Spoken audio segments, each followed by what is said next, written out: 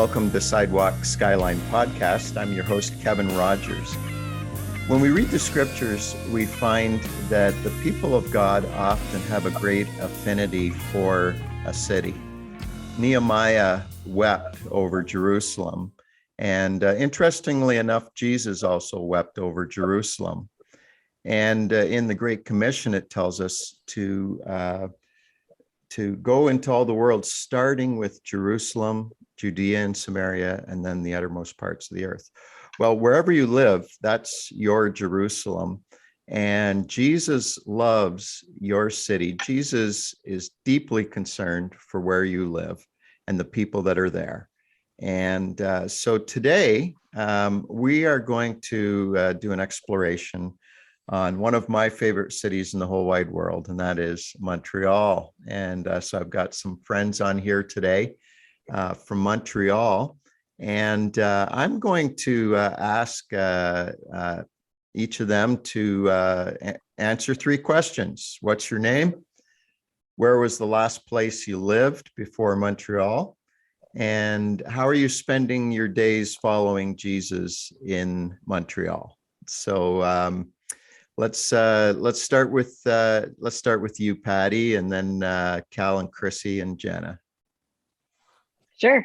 My name is Patti Miller, and the last place I lived before Montreal was Hamilton, Ontario. Lived there for 16 years. And how are my days spent here following Jesus? I'm the lead pastor of a church downtown, Evangel Church, and so my days are spent pastoring. A lot of that involves study and teaching, and also vision and managing a staff. But my days are also spent with my neighbors that are in my condo building and hanging out with them and building relationships with them. All right, over to the Krahns. All right, I'm Cal. I'm Chrissy, and we have been living in Montreal since just before COVID hit. And so the last place that we were living before Montreal was in BC. So we have this is our second time living in Montreal. We've returned because we love it so much. So how do we spend the bulk of our days? Well, we start at 3:00 in the morning, and we spend 12 hours of prayer before we start our day. No, of course not. Oh, me too. I forgot to say that. Yeah. No, we are heavily involved with a food bank called Innovation Assistance downtown in downtown Montreal. That's where you would spend a lot of your time working with the people that come in there. And I am also involved with a new ministry that started during COVID called Appui de Point, which is the French version of Leading Influence, a prayer ministry, a prayer chaplaincy ministry for our politicians, which is actually all across Canada. Yeah. And we also do mentoring of young adults and doing really kind of moving eventually into more of a chaplaincy role as well in the downtown area. Yeah, and Cal and Chrissy, you are with Mission Canada, of course, and Tim Schindel, the director for Leading Influence, has been a guest on our podcast. Yes. And we had a fascinating discussion that came out just before the last election cycle. So, and now Jenna, tell us about yourself, Jenna. Yeah, my name is Jenna Smith. I have never lived anywhere else than Montreal. So I was, Anglophone babies are usually born at the Jewish General. So that's where I was born. And the Francophone babies are born at Saint-Justin. And that's my childhood lore. And I spend my days working under my mission, which is Christian Direction. I was for 15 years the director of one of its grassroots ministries downtown, housed at Evangel, Innovation Youth. And then we also started Innovation Assistance, which is the food bank that Cal and Chrissy were talking about. And I have recently moved into a more regional role called Engagement and Outreach. So working on large scope projects, equipping churches to become more active in their neighborhoods. And Christian Direction is also a ministry that was born in Quebec by Quebecer Christians, some of whom back in 1964, and some of those Christians were actually members of Evangel Pentecostal, who said they needed a homebred ministry that would minister to their own province and city.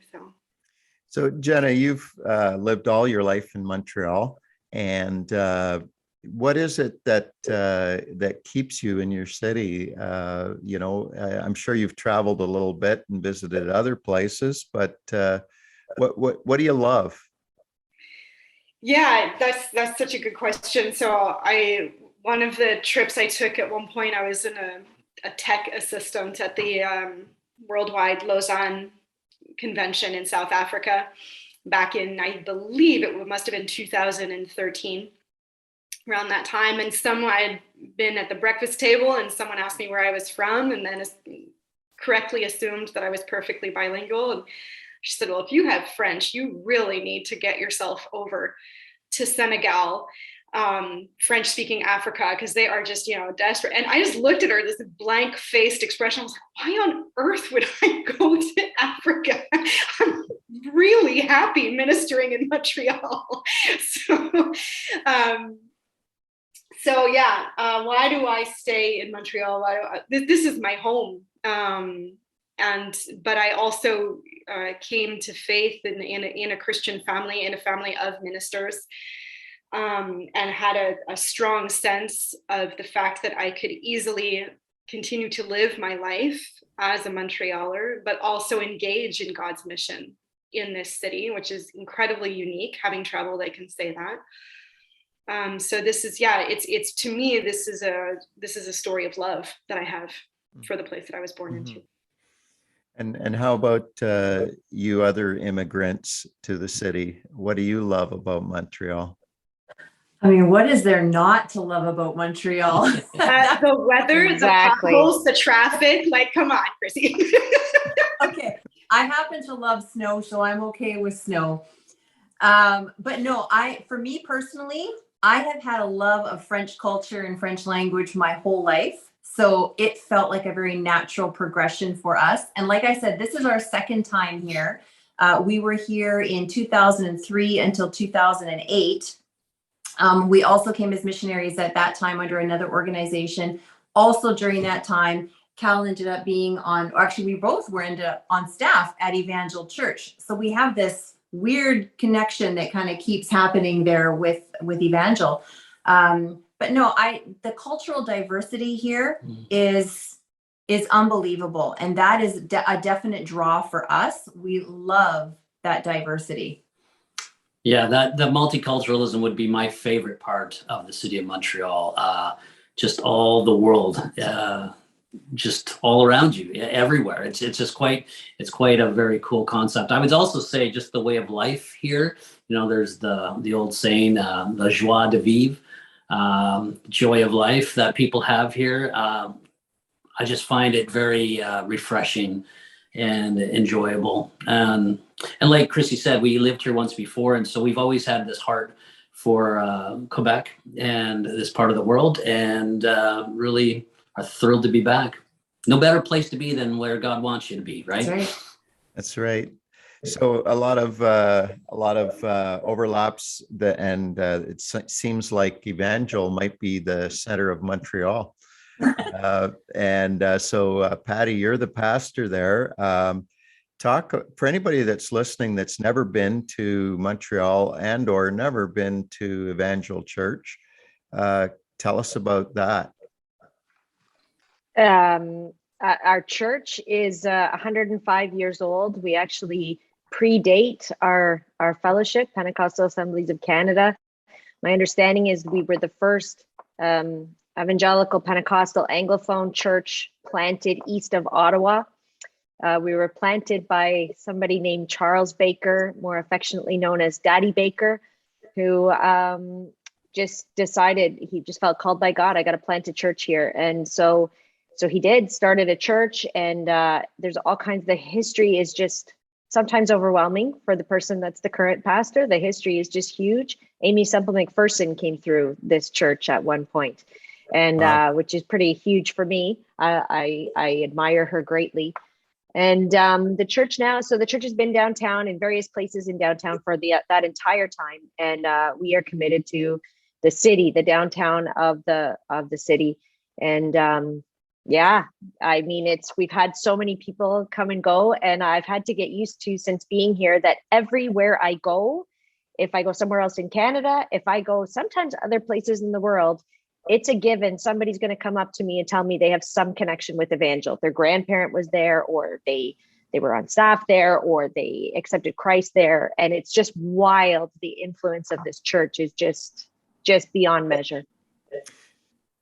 It's amazing to see that kind of history unfold, over certainly our lifetimes and lives before us. And it seems like there are strategic places that God just deposits something that is going to bear fruit for an awful long time. And you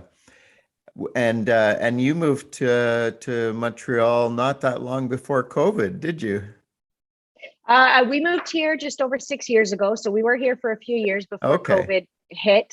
Yeah. So we got a good taste of the city before the pandemic, Good. shut it down.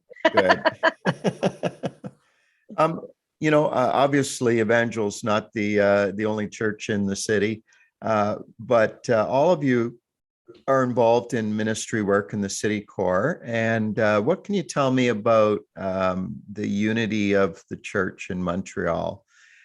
Do people fellowship across the aisle from church to church? Do churches tend to silo? Is there a barrier between language churches? And just tell me what your observations are about the unity and the sense of collaboration and working together. Is that there in Montreal? I'll answer. I think it is. I'm a little bit processing the question. Yeah, I think we have good unity and good friendship. I don't know if we have a lot of, at least in the Anglophone churches. I can only speak for Anglophone.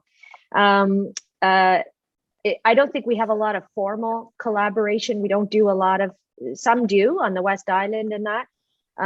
But I find the friendships are easily built if you want to. And so I have quite a number of pastors that I can go for coffee with, any denomination, whenever I want. And we honor each other and we support each other. We talk about each other from the platform and just honor the work that God is doing through all of us.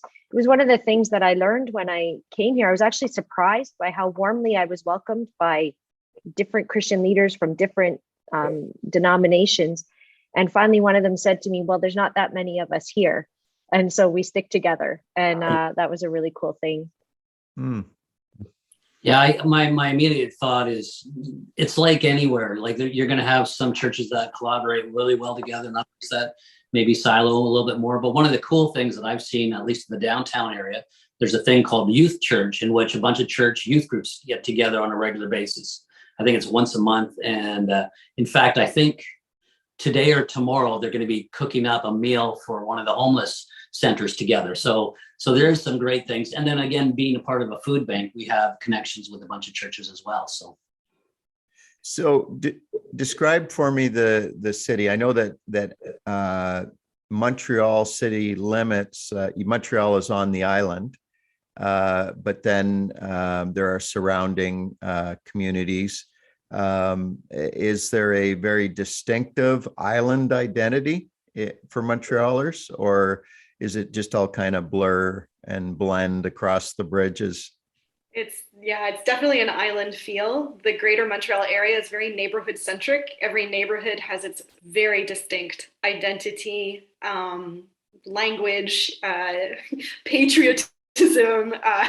So in that sense, Montreal's done a really good job in the last 20 years of giving, having a mosaic of distinct neighborhoods with each their own sort of like culture and business feel and urban landscape. But in another sense, the dynamics within the province of Quebec is that there's been a real disconnect recently felt in between rural and urban lines. And truly, in a recent conversation with a pastor who's recently moved here, she was sort of just asking me about different things checking out her intuition with me and she said, I don't sense that the French English divide is as big as we think it was. I think it's the urban rural. And I was like, that's exactly where I think we're headed, is that we will, some people will sadly come to the conclusion that the divide is no longer English and French. Yeah. But they have to recognize that the divide is actually rural and urban, and that's going to have a real impact on some major decisions made in the province of Quebec. Well, I think, in looking across Canada, there are some big cities that very much have a regional identity or a provincial identity.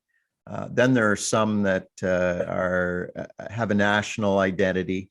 And then there are some that have a global identity. And I think Montreal fits into the latter. It's a world-class city. It is so connected to the rest of the globe. The fringe question as to whether or not Montreal should be a city-state rears its head every 20 to 25 years. The last time it happened was at the referendum of 95. Montreal was like, we should just be a city-state. The separatism obviously is being decided by this city to the dismay of the rest of the province. So let's just be a city-state. It went away. But last election, Patti, do you remember that? It was one of the candidates. Yes. He was on his platform. I was like, where did this come from? But again, never say never. I don't think it's a real thing. But I think you're right, Kevin, in terms of the Montreal is a global city. Mm-hmm. Yeah. Mm-hmm. Well, I put in a motion that Jenna Smith be the mayor of the new city-state. Do I have a seconder? Oh, second, third, all of it. All in favor. It's carried. All right. Nice that we stand behind me, Satan. Do not tempt me with this earthly glory. The Lord, mysterious ways. Yeah. When we look at cities, a community has some core values to it that set it apart from other cities, other places. And certainly there's, suburbia and big box stores and franchises, they unify cities all over the world, right? But when you get to the heart of a city, there's often values that supersede and characterize the people that live there, the way that the city views itself, the way that people participate in civic life, and I think that if you were to go to Ottawa, you would say, well, one of the key values about Ottawa is government structure. And that filters down to probably every aspect of life in Ottawa, is that governmental mindset and way of looking at the world and way of carrying out things. If you go to downtown Calgary, you might say that the oil industry holds a certain mastery over Calgary and Edmonton. The Calgary is a boom city or bust, depending on what's happening in the oil industry. And it also, Calgary has a very frontier independence to it. Mm-hmm. And then, you could even say that, if you look at in Revelation, when we look at the 7 churches of Asia Minor, that there's actually these values are so entrenched into location sometimes that it affects the worship of that people engage in, what influences them. So if there are idols or strongholds over a city, there can be tremendous strength from the values, but there can also be an excessiveness about it that kind of blinds people to other values. So talk about Montreal. What what's the spirit of Montreal, or spirits? I'm not necessarily going all Peter Wagner on that, but just in terms of your observations, what is it about life in Montreal that is really flown high, and said, this is what we are about. This is what's really important to us. Jenna, you're the resident. You start us off. I'm processing. So I think this is a city that has valued, especially since the Quiet Revolution in the 60s, an immense amount of creativity, ingenuity, and has celebrated a sort of deep-rooted belief that there can be better for even the most vulnerable. So you have an entire population that were, for the majority, undereducated, employed in really low-paying jobs in which the rich and powerful were of one socio-economic linguistic class, and all of the workers, the suffering workers, were of another socio-economic linguistic class. That it was completely turned on its head. It happened within one generation. So that, you don't live through something like that in a city without that having a major stronghold on your belief system. Within 10 years, they had the World Expo and then the Olympics. And this was in a city that was farmland and just like port city, real, blue collar coal industrial city. And then they went on to placing themselves within 10 years on the global map in terms of its center for art, industry, innovation. And so with that came, that spirit of we can just roll this upwards and outwards. I'd say that Montreal is very mobilized, in terms of civic engagement. We have a neighborhood here, Rosemont, and apparently, I can't remember what year this was, but Maclean's had said that it was the most mobilized neighborhood in Montreal. And just an example of this, I walked into a cafe once in that neighborhood, got myself a coffee, used the washroom.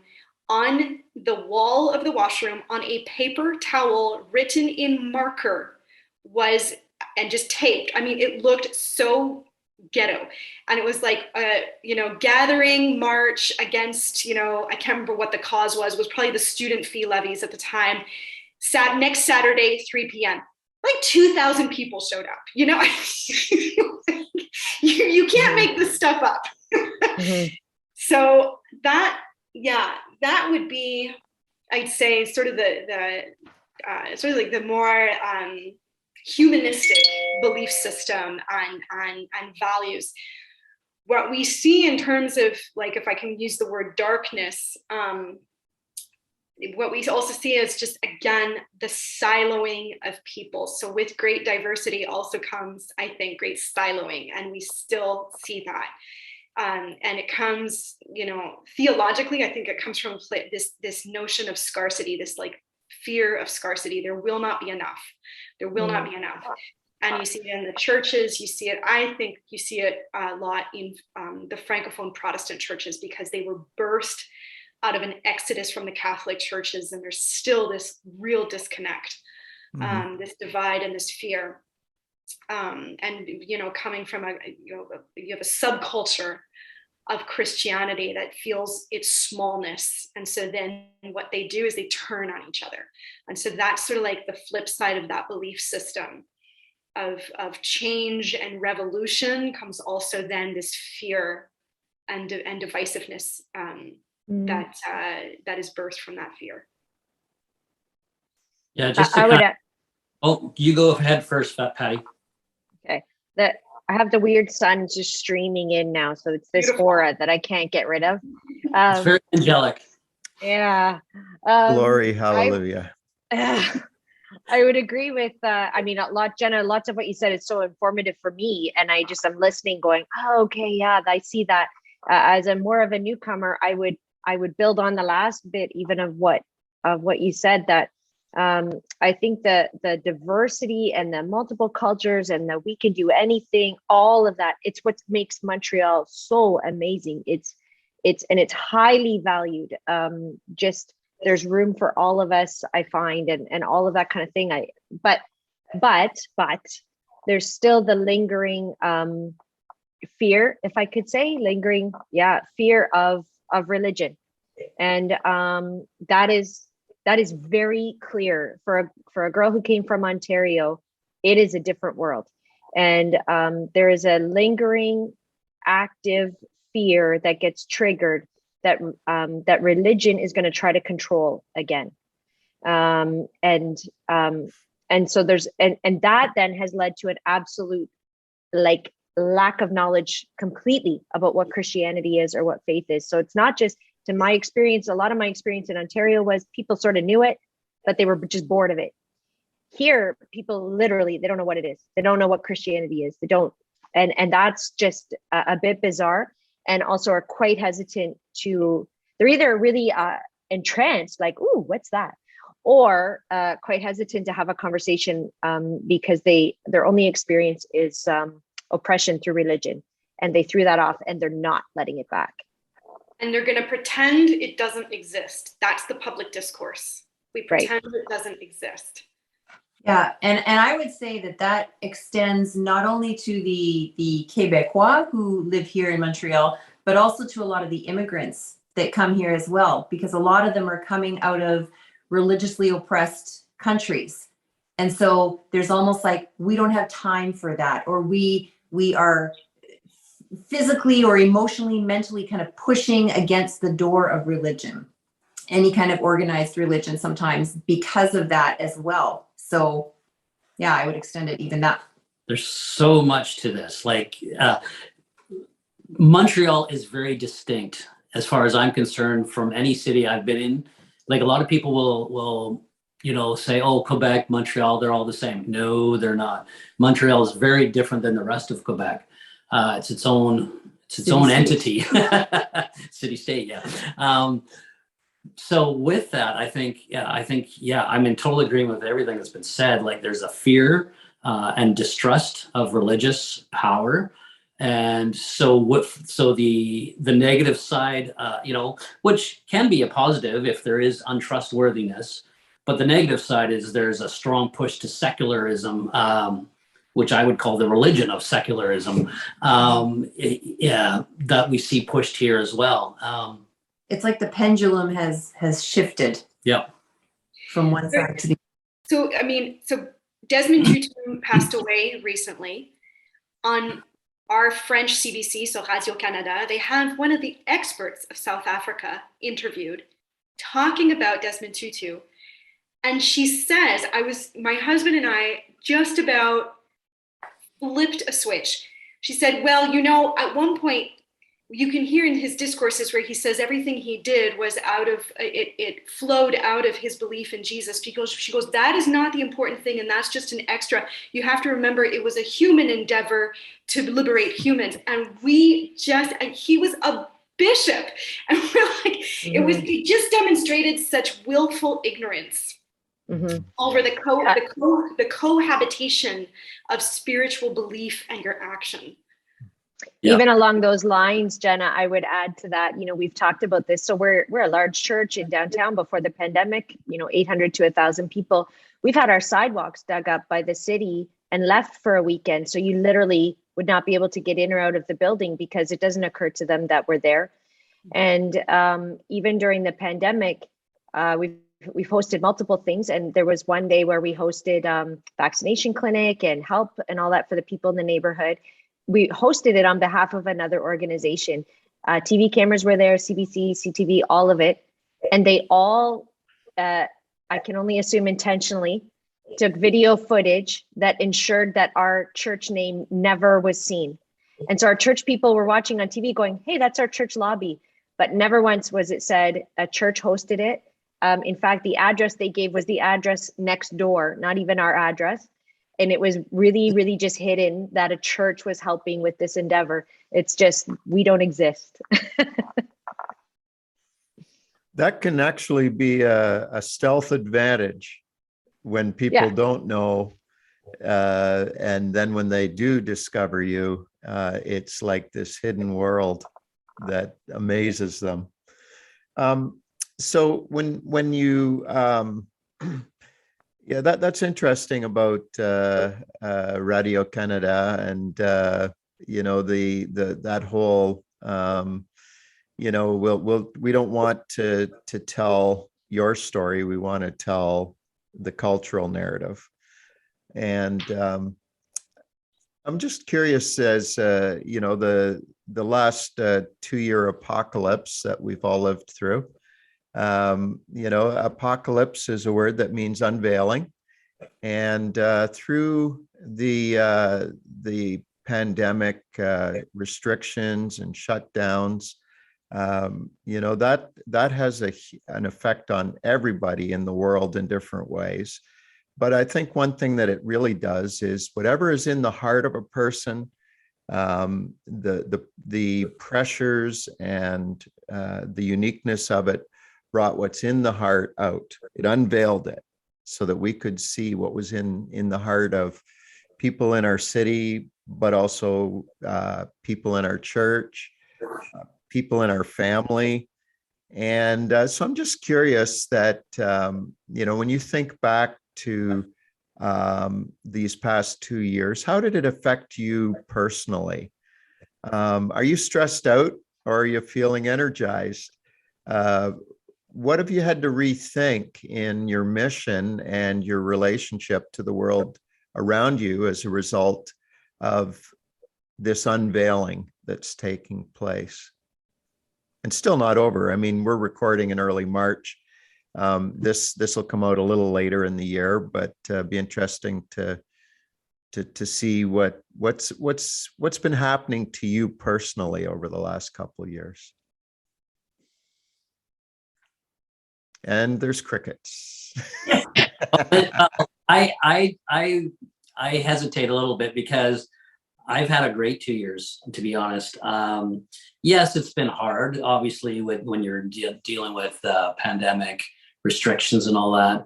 But I've just seen incredible opportunities through this pandemic, which has blown me away. I couldn't have made them. I think God ordained so many things that I am just feeling so privileged that I get to be a part of it.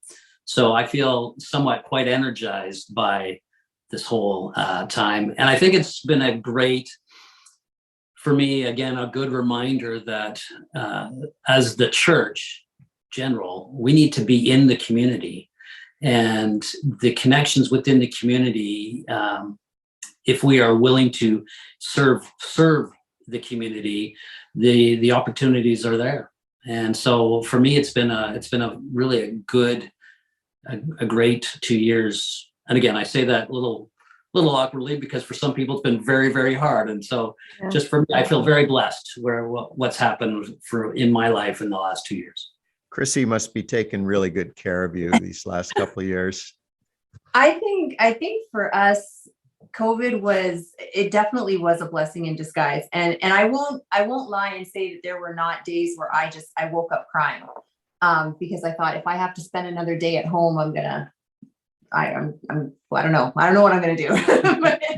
but like when we came here almost 3 years ago now, our intention was to take schooling for a year, to take French language lessons. And that was kind of the extent as to that's what we foresaw. We didn't know what it was going to look like after that. It was, let's learn the heart language of people.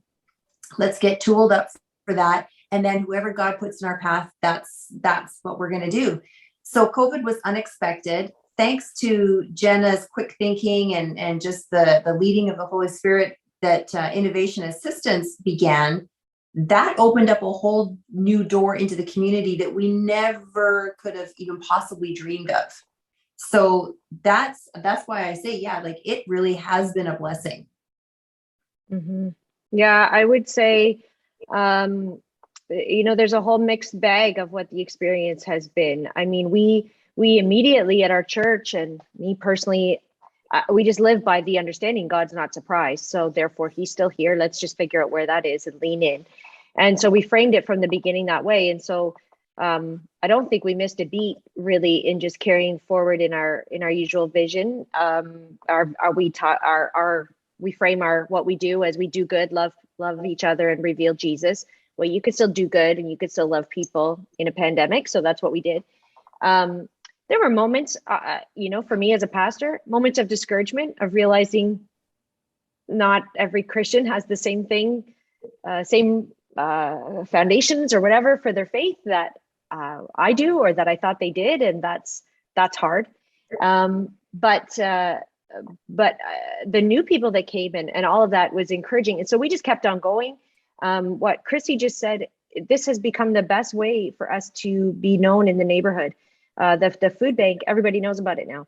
And Innovation Youth, I think you guys moved in during the pandemic, or maybe just before, and into our space. And now I have invitations and connections with community leaders that I never had before the pandemic. And it's because we could sort of work through third parties that were using our space and just say, you can use our space for whatever you need. And that just really increased our ability to work with city officials and with community organizers. And so we have been told now how visible we are when I don't think we were visible 2 years ago. And it's because we've worked really hard to serve our community, whether in our name or in somebody else's name, which we often do. We serve through others. But it has really improved our reputation. And so that's been a good thing. And I would just say at the end, just to make it not, all sunshine and roses, frankly, I also hit a wall of exhaustion in December and went to halftime in January because I just was so tired from all of the pivoting. But overall, it's God has been present and God has been faithful. And of course that is true. Why wouldn't that have been true? Yeah, I would say there's been a real reflection around vocation, not just for me, but just for the ministries that I've been involved with. And so, yeah, I would say that being able to open up a food bank the way that we did in the space of Evangel and working with Cal and Chrissy has been just one of the joys of my life. That was just one of the biggest honors that I've ever been able, that has ever been given to me. So we really saw, and I would say as a ministry that was not explicitly Christian, like we are a Christian ministry, but we're sort of a bridge between church and community. COVID actually allowed us to become more explicit in our Christian presence. And so it's been a very mutually beneficial relationship between Evangel and the grassroots ministries that are housed there. Like we were able to become more explicitly Christian, and I think Evangel was able to get a bigger bridge into the community. So that has all been incredibly joyful. What has been difficult has definitely been with our frontline workers who reached a point of exhaustion. So we've had some turnover, and that's been true, I'm told, across Canada. And there's been, I think, also the existential crisis in which the church, capital C, has been thrown into. I have definitely seen across Montreal, across Quebec, there's been moments where I've been discouraged with that, where I just think I thought we were further ahead on this, and apparently we are not. And so, I'm not shy about saying what happened at Evangel with PAOC workers at the food bank, with how engaged Christians with our partner churches downtown. That is, I'm really using that as a supremely unique example, something that I think doesn't need to be completely copied, but it can be modeled. And I'm really very proud of it, to show, this was Christ's body at work. So, I just want to. Yeah, go ahead. Can I add real quickly? We've had the opportunity to work underneath both of these two leaders, and they have done a fantastic job. I really appreciate them. Count them both as good friends. Raising my hand. Woo-hoo. we've had, to be honest, we've had the benefit of having leaders who really had to think through and process and deal with all the hard stuff behind the scenes, that we've been able to just, be blessed to do what we do. So appreciation haven't to been you. afraid to try. Yeah. So thank you, ladies, for at least stepping forward and trying things.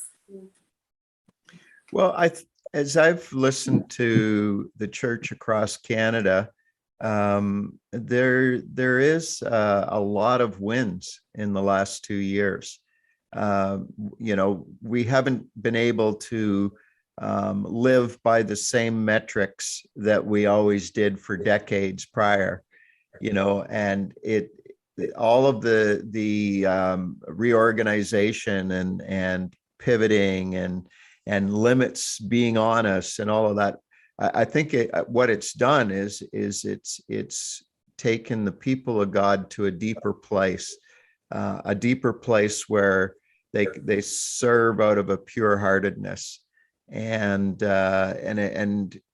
understanding that there's I think we're more in touch with the need in our world, maybe even than before, and that's just something I'm hearing from coast to coast in a lot of cities, is that this has been a good therapeutic time for the body of Christ, really getting deeper into the heart of Jesus. And speaking of that, the heart of Jesus, tell me about the people that you personally feel motivated towards, the people that you have the greatest burden for in your city. I think we all would say that we are doing our best to love our neighbor as ourselves, but sometimes God will highlight a particular population or a particular neighborhood or a particular demographic. Who are the people that you really feel this drive, this holy drive about? Patti has to do that for everybody, don't you? Yeah, I'm like, I didn't know I was allowed to choose. we have several. I have several that obviously Anglophones in Montreal, we're an Anglo church. The newcomers to Canada, it's a huge segment of our church and a huge segment of our census tract where our church is located. And so just caring for people and reaching people that are dealing with the incredible complexities and challenges of immigration, whatever version of immigration they're coming through, has just grown in the burden that I feel for that, and trying to help. How do we help serve them in a good way? And then the third, I would just say as well, students. So Montreal has, my understanding is Montreal has the largest or second largest student population in North America of cities. We go back and forth with Boston, is what I was told when I came here. And of course, pandemic, I don't know, but that was pre-pandemic. But we have, McGill University, Concordia University, several CEGEP colleges are all within walking distance of our church building. And they come from all around the world. And so to be able to serve students, and we do that, we do that a little bit through our church, we do, but we also support campus ministries that people in our church are involved in, because these are going to be the world's future leaders, like around the globe. And if we can bless them and minister to them and help to disciple them and serve them while they are here, frankly, it doesn't really benefit us much. It just costs us money, but hopefully it helps to make a difference in discipleship in world leaders of the future. So to me, that's a big area that I care about. Yeah, we'd be very much in line. Immigrants have been huge. I think it's opened our eyes to having so much contact now with so many immigrants. It's opened our eyes to how difficult it can be to go through the process of moving to Canada, which is something that we've obviously taken for granted because we're Canadian citizens. So learning how it can be difficult and how it's changing their lives And so just helping them walk through some of those steps too. And even just building friendships, it's just been very, very cool. Again, people from around the world, but we would have a large Persian group of people that use the food bank, a large group of Indian, especially students that come in. So we definitely have an affinity for them. Young people have always been something that I've had a great affinity for. And even last night I was out for dinner with one young Indian student who is also a volunteer at the food bank. And so those would be some of the ones that we just love. But we, as Chrissy had said earlier, we kind of view it as whoever God kind of puts in our path, that's who he's calling us to at the moment. So and I think too, like, we haven't been able to have a lot of people in our home during COVID with the restrictions, but those that we have been able to have, almost all of them are contacts that we've made through the food bank. Yeah. I think I will just always, especially being an urban dweller, I'll always look as to who the most vulnerable are. And that's where I just feel the missional pull. And that's what I'm sort of in my vocation looking to draw the church's eyes to.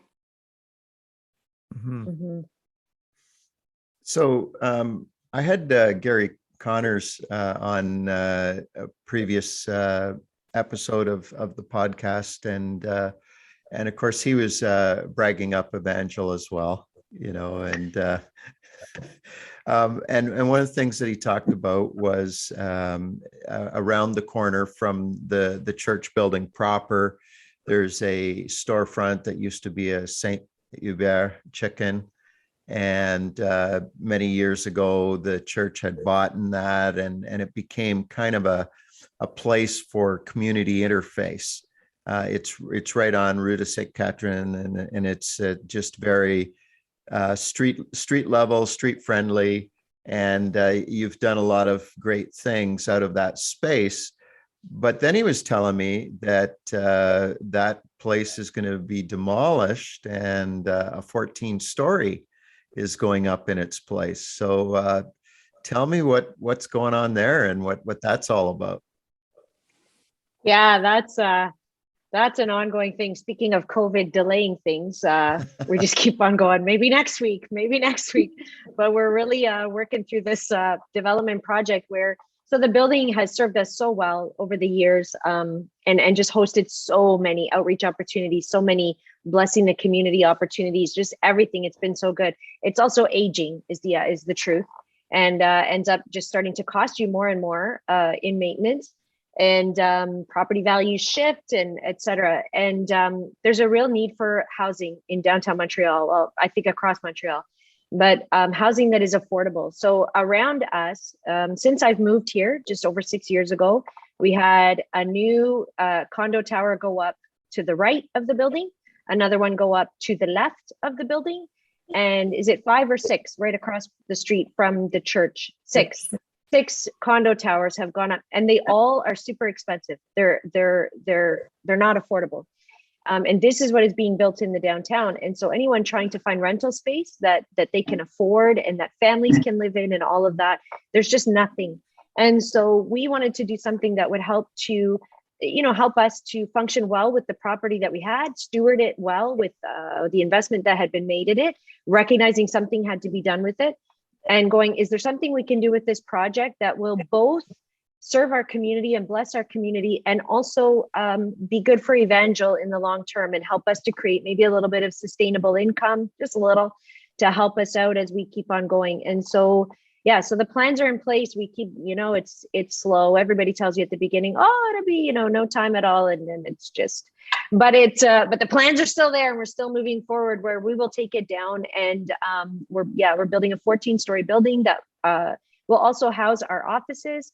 It will have some of the housing, some of the rentals that are there will be slightly below market value, so that it's affordable for people. And then the rest will be at market value, whatever we can do so that we can cover our expenses.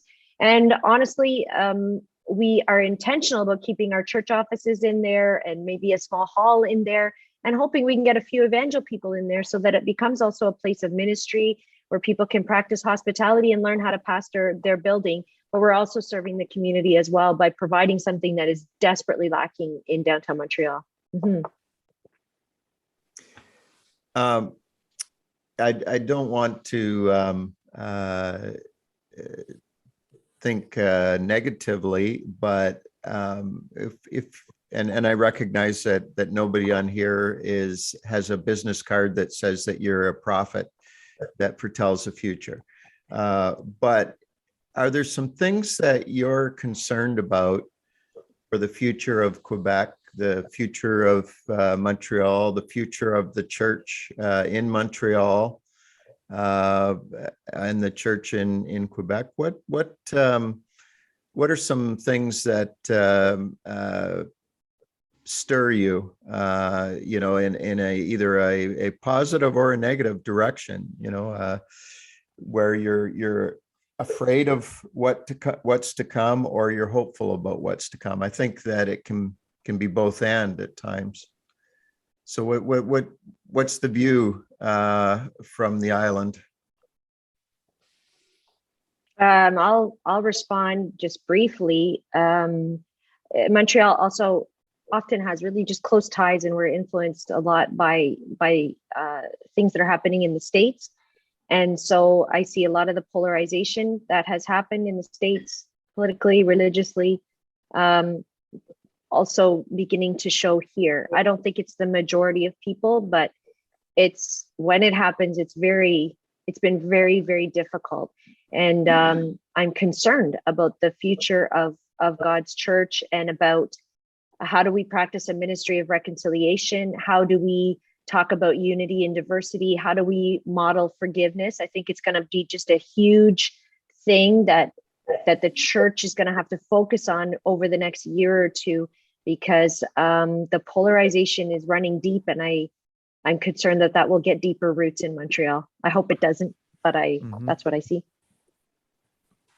Yeah. So just to add to that, I think the thing that, I think we've seen it throughout the world, that there's been kind of a weeding out process within the church from COVID, as maybe some people who were kind of cultural Christians have kind of faded off. So that's a concern, obviously, because we want people to know Jesus. We want people to be in good environments. However, maybe this is part of God's way of working in people's lives. But my concern would be, just to go with what Patti was saying, is for the leaders. I think leadership, it's really hard for leaders to deal with people who are very polarized and are having a hard time coming together. And so, I pray for the leaders of the churches to be strong and to be full of the Spirit of God, to be able to deal with just the conflicts and the different things that are going to be coming their ways. At the same time, I'm very excited. I have great hope for the church, because I think, hopefully in most churches, there's been a real sense of God is changing the parameters of what church is.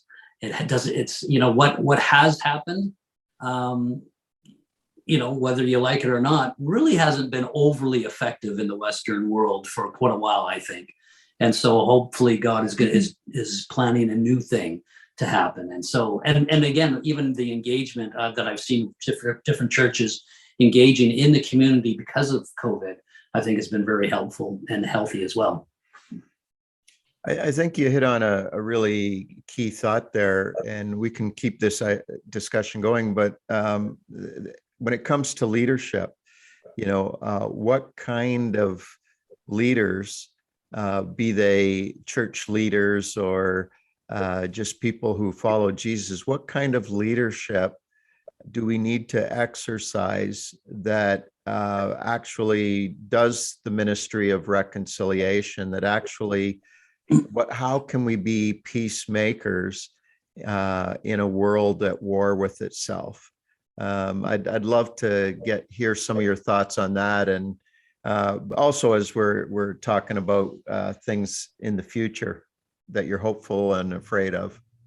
Yeah, to pick up on what Cal and Patti were saying. So I'd say it's been hard for leaders, and in Quebec we already did not have many many leaders. At the same time, we didn't have very many disciples too, and so you would see a lot of in church movements. You'd have a lot of leadership training, and interestingly, not so many resources on discipleship making. And so there was like a double-edged sword there. I fear the rise of nationalist extremism. Quebec has not been shielded of that. We had the mosque massacre several years ago before COVID, and that was an act of nationalistic extremism. And I fear that that is an ideology that would kidnap theology. And so in the world of polarization, I would love to see leadership take that very seriously, do the granular theological work on it, and do the contextual work on it of how it plays out in Quebec and in Montreal. Yeah, I thanks for that, Jenna. And I would add to that I think, Kevin, you asked how do we model reconciliation and all of that. And I think it's an ongoing, I know maybe this just sounds cliche. It doesn't happen in one day. It's an ongoing, we say this over and over again. I mean, this Sunday for us, this coming Sunday, as we're recording, is the first time we're able to open without any restrictions in 2 years. And part of my message will be, not everyone is comfortable here. We've all doubled down on various opinions and thoughts and all of that. And we're going to have to learn how to be in relationship again and how to give grace to each other. I mean, I think language like that is going to be probably really frequent coming out of my mouth. I think there's also a real need, maybe this ties in with what Jenna was saying, a need to feel the feelings and allow lament and grief where it needs to happen. And we've done that a few times over the last couple of years. We've done that over racism against Black people. We've done that about the Indigenous residential schools. We have stopped as a church and said, let's talk about the pain that has been here. Let's allow this to happen. And for me, that's a little bit new. Probably my upbringing includes a lot more just, victory and joy and just keep pushing through. And it's been a little bit new to go, let's slow down and grieve where we need to grieve, because I don't think you can have reconciliation without having grief. And you can't have forgiveness without acknowledging that something went wrong in the first place, or there's nothing to forgive. And so to be able to talk about at times and just give people the freedom to say, I'm hurting over this. My relationships have been strained. These are things I'm going through, and then be able to process from there. I think that probably will be a big part of our journey as a church. One of the things I kind of try and figure out is the sides of empathy and kingdom focus. They're not mutually exclusive, but they can actually have very different ways of coming out. And part of me goes, I'm not sure what, to be honest. I'm not sure how you do that good. You have to have good empathy with what people are dealing with right now. But at the same time, don't want to just focus on this kingdom. We want to continue to, help people to focus on the kingdom that's coming. And, I guess I pray for God's wisdom for all of us, anybody in leadership to know how to walk that wire. Well, I have one last question for the gang here. In Scripture, Jesus says, pray to the Lord of the harvest to send laborers into the field. And, when you think about the need for leadership from Christians in Quebec, leadership from Christians in Montreal, some of you have come in to lead, though you're not native, but from among the people that are native to where you are, what kind of leader do you think we need to pray for? Jesus knows better than we do what kind of leaders are needed, but what do you see? And what kind of leaders do you dream about being raised up and reaching Montreal? For me, I would say I mean, I knew, so I'm trying to answer with humility. I think the leaders that we need in Montreal are leaders who are prepared to be patient and to stay. When I moved here, I was shocked at how many times within Evangel and outside of Evangel, Christians asked me how long I was going to stay. And I thought that was such a weird question. And finally, somebody said to me, pastors don't stay in Montreal. Ontario people don't stay. And somebody else said to me, we don't have grandfathers in ministry here. We don't have grandparents. They just leave. And so I think we need leaders that understand it's different here and it's really hard work and it's a different culture. And the work has to be done to engage that culture with humility and with love and with grace, and realize it's not the same as wherever you pastored before or led before. It's just not. And I guess then the last thing I would say is we need leaders who, I'm showing my bias in my approach to ministry.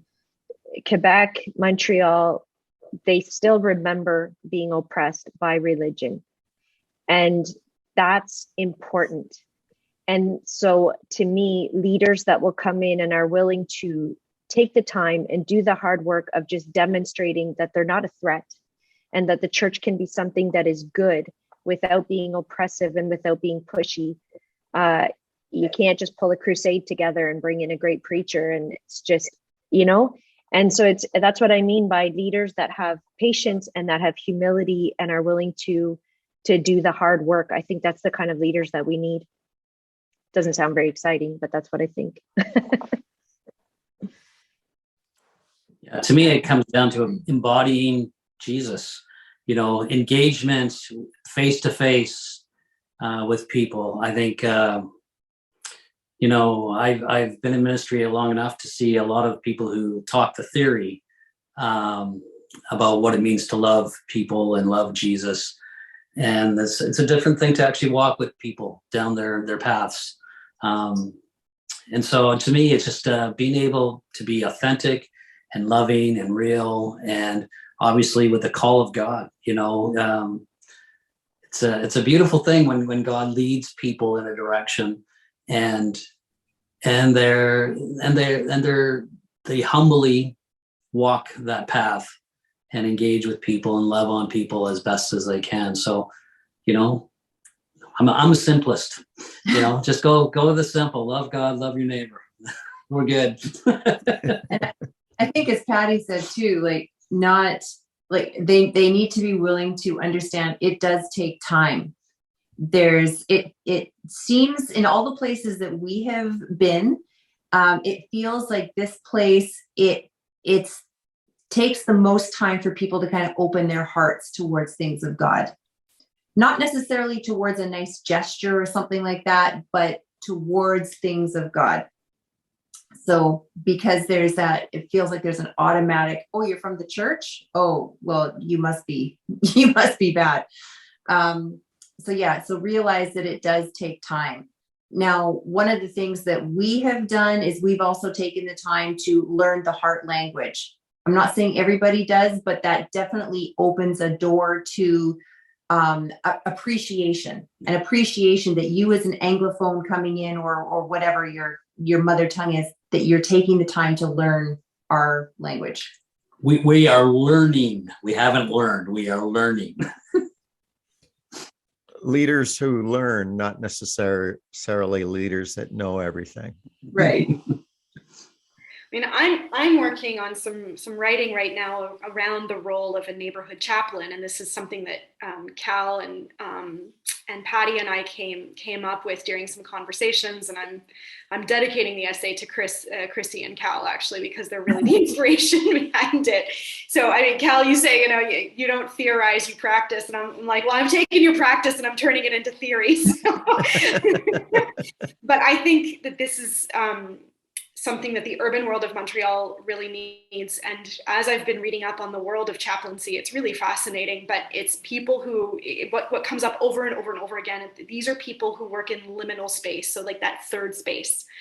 So distrust that we've been talking about for the last hour against institutional or organized religion, and which, is still part of my lamentation, that we still have these institutional, powerful instances of religion who still are not getting it. Like, they're still not sacrificing themselves for their context. And it's just an ongoing, and it's for those engaged people within those institutions, they are lamenting too.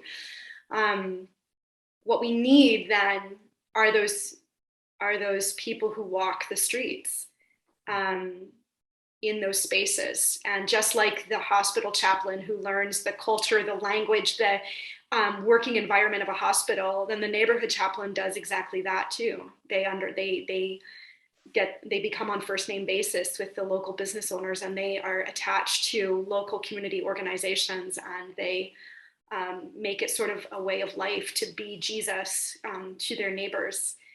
And I really wonder, as we have this post-pandemic world, Lord willing, it'll be post-pandemic, this post-pandemic world where the church is having to redefine what it is, what it means to gather, and where we have, again, this sort of historical distrust of institutionalized faith or institutionalized religion. We need those leaders who are willing to be functioning within the third space. And it's a very unglorified role, but it is very incarnational, and I think it's very contextual. Yeah. Jenna, do you think that Jesus' ministry could be characterized in that way, that he operated in the liminal space?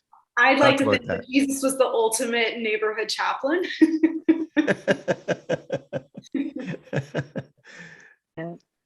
Yeah, well, this has been a rich conversation, and the wealth of this conversation comes from the riches of God that have been placed in each of you, and so I hope to visit Montreal again one of these days, and we'll have to look each other up.